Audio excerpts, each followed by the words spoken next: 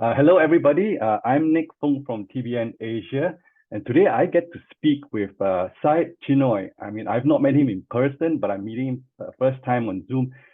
What I really was very interested was that he has a really interesting job title of Chief Geek of Sputnik Lab, another really interesting name, an organization in Singapore. Hello, Syed. How are you? Hi, Nick. I'm good. Thanks for making time in your busy schedule to chat today. Just let me maybe hand the time over to you to begin, so you can introduce yourself and your organization, and maybe give us an insight into Sputnik Lab's mission and purpose. Over to you. Sure thing. Thanks, Nick. Yeah. So yeah, my name is Saad, and I'm the co-founder of a small little initiative called Sputnik Lab, which is kind of like a combination of Spud as in potato and Sputnik as in the first satellite that was sent into space to inspire the space race. What we do is low-tech innovation, and we're part of the Potato Productions Group in Singapore. And so the name sounds a little bit weird, but we focus on innovation. And yeah, I function as chief geek for a small team, and we're able to take on challenges that other larger companies would shy away from. So as an innovation lab, we focus on meaningful connectivity and bridging digital divides. And that means different things to different people. But sort of make a fine point of it, we focus on low tech, as in technology that may have been forgotten or left behind, that's making a re-emergence in our digitally connected world. And we look at the meaningfulness of connectivity. As a small company, we're able to focus on this. And a lot of people who are being left behind by these new advancements in technology. People talk about NFTs and blockchain and AI and machine learning and things like that. We get very excited about it, which is great. But there are a lot of people who are still unconnected. There's about half the people on the planet are still not connected to the internet, and that still takes it takes me by surprise. And a lot of people are not able to afford the some smartphones that we've come to take for granted. So there are now more affordable options to try and address these people that are now either being left behind or forgotten by this whole idea of leapfrogging with the nice new shiny new technology that keeps everybody excited. Yeah, so I think you said left behind for a few times, so I think that seems very important. You also mentioned low tech a little bit, and then you also mentioned, I guess, bridging the divide. So how does that all kind of come together? Yeah. So with things that, I mean, we have this tendency, especially in Singapore, to adopt the shiniest and the newest of all technologies. Okay. And most companies and businesses, they tend to focus their efforts and energies and, intent and support with dollars to bringing these new technologies forward, which is excellent. And that's the space that, excites me as well as a geek. I'm most excited by the potential of technology. But what I've been preoccupied by and what Sputnik Lab focuses its efforts on is looking at how this is meaningful to people on a day-to-day basis. As in, if you are talking about machine learning and automation and NFTs, do people who need this technology the most actually benefit from it? I mean, all of the shiniest and the best tech that is available in the world doesn't really mean much if people can't use it. So usability and adoption of tech is what seems to be the gap that we're trying to address. So people who are just getting connected for the first time, and this tends to be in developing countries, they experience the internet in very different ways. The generation that I belong to, we sort of grew up with technology. We've seen the transition from keypad phones to like smartphones, and having Wi-Fi on all the time is like a natural thing for us. We get kind of freaked out when Wi-Fi stops working, and then we suddenly realize, oh my God, there are people behind the Wi-Fi that make it work. And then people come looking for me, and then try and fix it. But There are so the ones that are getting connected for the first time, they tend to do it with a mobile device. Okay. So they experience the internet on a small screen. Okay. And it's dominated by apps. So there are a lot of people who, like, for example, in developing parts of Africa, Okay. when they get connected using their phones, they're unable to distinguish between what we understand as the internet and Facebook, because of things like zero-rated services, these preloaded apps, and the way they are connected to the SIM card and the data plan that you have. If the charges for certain apps and certain types of usage on the mobile device are zero-rated, as in they don't cost you anything, you tend to use them more often. Mm-hmm. And so your perception of what the internet is and what the internet means completely changes. And so you don't venture beyond. I see. So it's like what you're saying is, if I can make sure I understand it, it's like, say, those apps to you become, that's the internet kind of thing, because you're using exactly. it so often. Is that what it means? Okay. Yeah. So if you have this perception that, the internet is basically WhatsApp and Instagram and Facebook, then you've got this meta picture of the internet, which is not necessarily very healthy. I mean, it's practical and it's useful. It sort of gets you to do the things that you want to do, and you get connected with people that you wouldn't otherwise be connected to. But there is a lot more to the internet, right? I mean, if you start referring to the internet as the Facebook, we think that is a bit of a problem.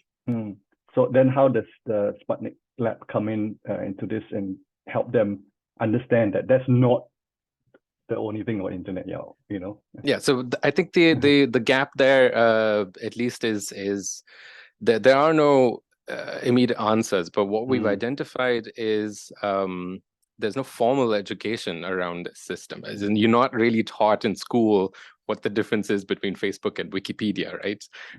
It's not part of your formal education, but we do use these things every day. It's part of our lives. Digital life and real life is pretty much intermixed. So what we focus on is digital skills and literacy. So things that allow you to use your mobile device or your connected device in meaningful ways.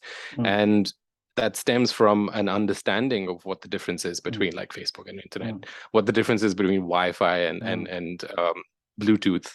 So you're able to then navigate these options that the digital world offers in a meaningful way. So that things that you're able to look past what's being preloaded onto your device, and use that to effectively help your daily living. So we are focusing our efforts on digital literacy. So we're developing a little card game, where it's more like a card facilitators kit, which helps you. It's an offline online thing, so it's a physical tangible thing that you can use to sort of reinforce your understanding of how things work on your mobile device, and introduce you to this idea that Facebook is just another app. So there's a lot of I guess the work that you guys do, is it programming or like classes like this, whether it's offline or whatsoever, that helps them to understand? And is that what, and then what kind of reach is it? It sounds like, though you mentioned a little bit about Africa. I mean, does it like reach different parts of the world? Yeah, so we've been at this only for the last 2 years. We started in 2020, which is when some interesting things happened to the planet. We've been communicating in very different ways with through Zoom and things like that. But that affords a unique opportunity. People are now more conscious of the meaning of being connected digitally, and also the value for physical interaction is now at a different level. So the nature of our online interactions has been forced to be more intense, shall we say, over the last 2 years. And everybody is now a little bit more comfortable and a little bit more capable of troubleshooting issues that you would come up with digital. I find from a personal experience, before the pandemic, people would be calling me more to try and troubleshoot their own issues. Like, my Wi-Fi is not working. I'm trying to get this online conference going, and can you help? Because you're a tech person, you're a geek. That's what people were looking to geeks for. But now the nature of those requests has changed considerably. They're no longer at the surface. They tend to be a little bit more involved. So people, I think, are now more comfortable with troubleshooting their own issues. Everybody is a geek to a certain extent already now. So that is not translating. We find the work that we're doing at Sputnik Lab, that's not really translating to people who are just getting connected for the first time. Because we've been sort of forced to make the technology work for us. And in the face of the pandemic, we've learned a lot more through experience of trying to troubleshoot. But how do we then take that knowledge and that understanding and make it meaningful to people who are just getting connected for the first time and never had the opportunity to go through that learning experience by themselves? And it's not exactly being taught in schools, which is fine, which is understandable. It's not part of formal education, but there is the gap there. So what we've been doing is developing a little card sort of deck of cards. Okay. Yeah, and that's still very much an active development. So we're at the paper prototype stage. And that's something that I'm happy to show and share during the event in Bali. But the product that we have out in the market is something that we designed and built for these keypad phones that are now available again. And most people are now purchasing these, and they're available in different countries from different manufacturers. And they run a completely different operating system that nobody's heard of. Yeah, something called KaiOS. Yes, this is excellent. You're one of the few people who actually knows and recognizes this. And it's the third most popular operating system in the world now. So there are more people in India, for example, that are using a KaiOS-based device than there are Apple devices. And India sort of stands, unique. Other countries, Android most popular, and Apple is second most popular. But in India, KaiOS devices outnumber the Apple devices. So it's a significant market, but the capability of what you can do on this device is limited because it is a smaller screen, and because it's not a touch screen. It has limited capabilities. So the operating system is designed to make the most of the limited resources this has, but it allows us to make the most of what we can get for a very low cost. And that is something that is incredibly impactful, because it gives us access to people who wouldn't be able to afford a shiny full smartphone. And we're talking about what would be referred to as the base of the pyramid. Now, if they're connected digitally, you're able to then reach out to this otherwise marginalized group, or otherwise stepped over group of people. So we've developed an app that works on this KaiOS ecosystem. And it's the only one right now that offers recommendations and reviews of other things that you can do with your phone and other apps that you can download using that ecosystem. Okay. So I think that's kind of so besides the card game, which is kind of digital literacy and trying to teach people what else you can do, you have this app that's on the phone that allows people to understand, the whole space out there, the internet space, and what they can do, and the fact that it's low cost is going out into some of these areas that to make it very affordable, I'm assuming. Exactly. The smartphones that are available in the market, usually the entry level is around $100, $150. These devices come in at a very interesting price of $30 to $35, which is more than 2 times, 3 times as affordable as a smartphone. So for each smartphone, you can get 3 of these devices. You can get 3 different people connected, which is very interesting, because then you have autonomy. What I really like about this, and what's unexpected, is that these devices, because they're low powered, they don't need to be charged every day. Okay. With smartphones, we've gotten into this habit of plugging it in every night, and we think that this is the most normal thing. But we also think that, you know, having electricity every day is a perfectly normal thing. Understandable. But that's not necessarily the case in Mm. places where you have unreliable access to electricity, right? You want your smart devices to be able to adapt the same way that you do it in that Right. situation. So these actually are a lot more meaningful than having a much more powerful smartphone that can do a lot more. But because it drains the battery, it's dead at the end of the day. Yeah. So if you don't have a device, if the device doesn't have any power, then all of its capabilities are meaningless. Right. Yeah. So is that small? I mean, is that low cost device? Is it always on to the internet, or you have to turn it off and turn it on when you need it, so that you know it continues to, it doesn't drain its power? So this is it works exactly the same way as, you know, Okay. the Nokias of old used to. It's got a SIM card inside. It's actually got space for 2 SIM cards. It's got like a memory. You can put an SD card inside and store things on it. And for $35, that's actually quite a lot. But it even has like a camera, so you can take pictures of things, and it's got a speaker built in, so you don't even need like a earphone thing, but it's got a standard earphone jack. Right. It's got a standard USB charge thing, and it's got 2 cameras actually. It's got a front-facing camera as well.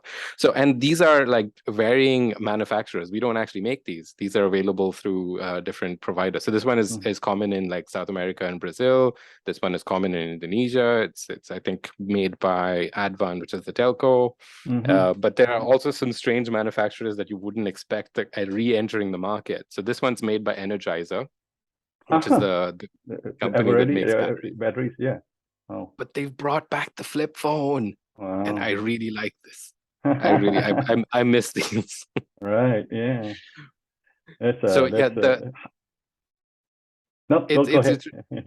it's really nice to see, and it opens up a whole world of possibilities that wouldn't otherwise be explored. So we really like this idea of, like, you know, frugal innovation, looking sort of laterally, and seeing what meaningful use these things can be put to.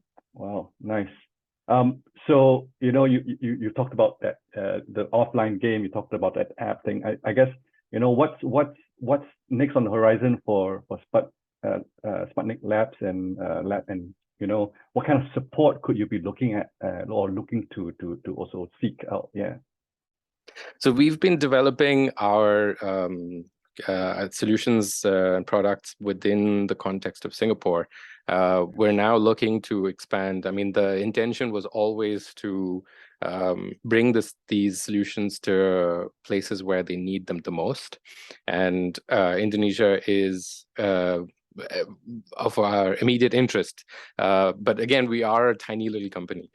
So we need partners. We need partners on the ground, and we need people who are interested in reaching out to those groups that we just talked about, people who are being left behind. But the digital divide, as I mentioned, it looks different to different people. Like in Singapore, for example, everybody's connected and everybody has Wi-Fi all the time. We've got electricity for sure, for like, you know, taken for granted, which is fine, which is great. But the digital divide does exist here. It just looks very different.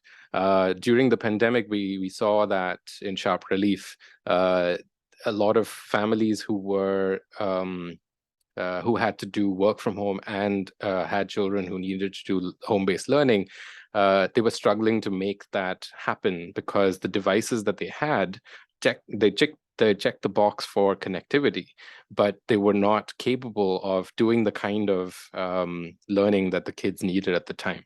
So instead of having smartphones, multiple smartphones in a household, what they actually needed at the time was a laptop. And a lot of families in Singapore weren't able to afford that extra device in order to continue home-based learning. So there were policies that, you know, came in to try and fill in that gap.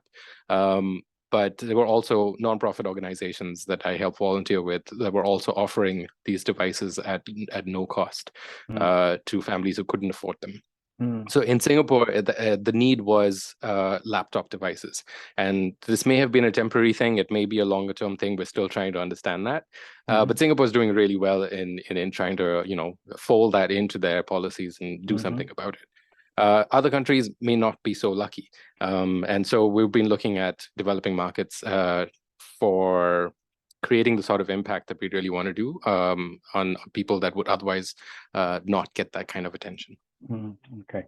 So I guess partners for some of these, is it penetrating kind of like markets that you already trying to grow and even addressing some of the issues?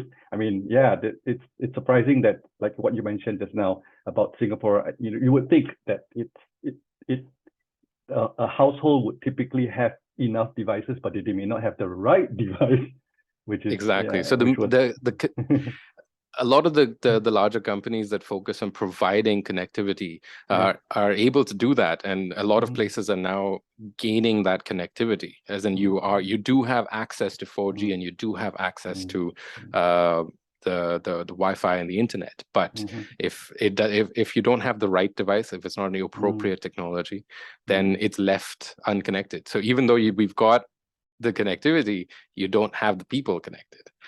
So that's the on the ground thing that we're looking at. And I think literacy and digital skills is the gap that we want to try and address. And through that, we're able to access like a whole world of possibilities that we're happy to go in. And I mean, we are a lab, so we're happy to explore and see where the tech is most meaningful. Very nice.